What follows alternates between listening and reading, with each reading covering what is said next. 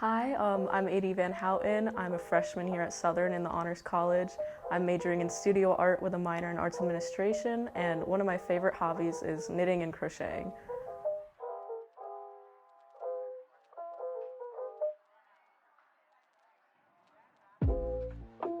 So this is a piece I made maybe about like a year ago at this point. It's actually freehand, so I crocheted it without a pattern. I just kind of made all the pieces and sewed them together, and the yarn is actually interesting because I thrifted a sweater from Goodwill and unraveled the yarn and then used the yarn for this sweater. So I kind of took something I would never wear and turned it into something I've worn quite a few times, and I think it looks pretty interesting.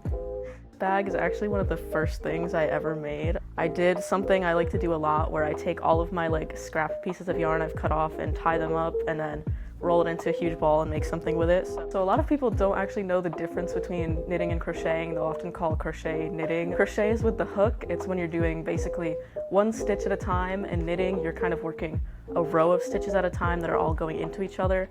So knitting is with the two needles, and then crocheting is just with the one hook usually.